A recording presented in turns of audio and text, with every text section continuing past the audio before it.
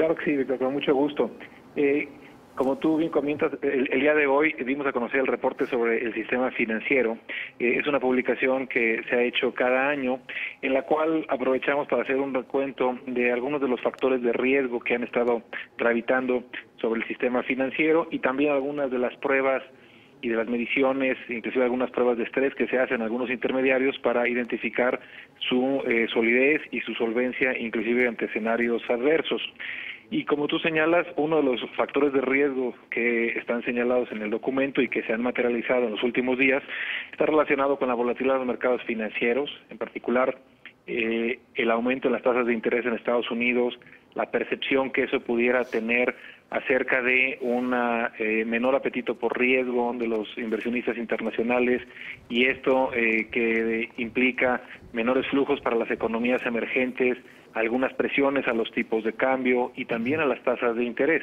Hemos visto en los últimos días que se han visto presionadas las tasas de interés de largo plazo y también el tipo de cambio, y creo que esto pues refleja tanto factores de incertidumbre externa y algunos también de índole interna. Sobre esto, Alejandro, el momento exige certidumbre para los mercados y los agentes económicos, pero uno de los temas que está siendo una fuente de volatilidad es la consulta sobre el aeropuerto. Hay inquietud sobre las políticas públicas y la manera en que podría tomar decisiones el nuevo gobierno. ¿Qué posición tiene el Banco de México respecto a eso?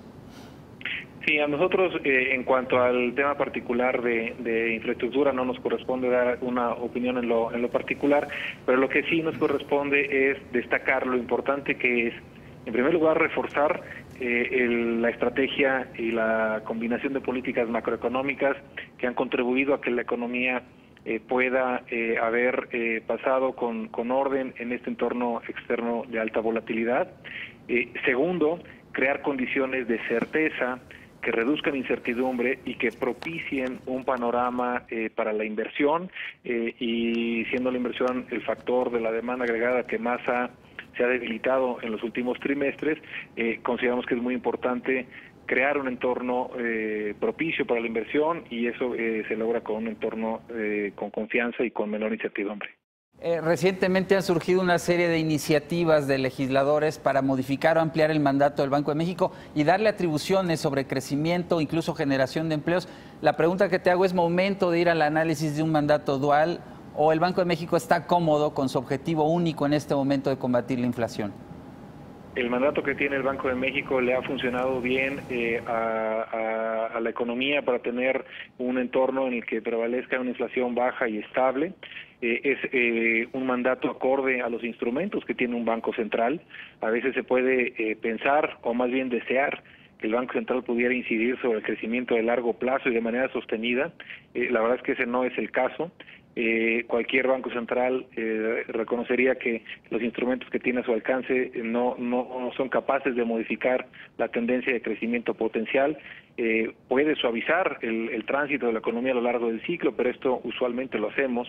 Así que yo destacaría que es muy importante mantener, reforzar el mandato y la convicción que hay alrededor del mandato del banco, que es crear un entorno de estabilidad con una inflación baja y estable.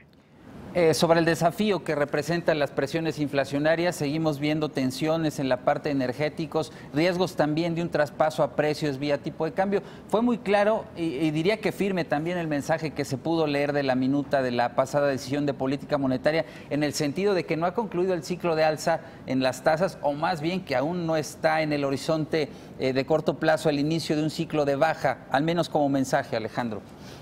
Pues tanto en el comunicado de política monetaria como en las minutas que reflejan con mayor granularidad y detalle la discusión que se tiene para esta decisión, pues yo resumiría en que hay primero un mensaje de preocupación sobre el proceso de reducción de la inflación.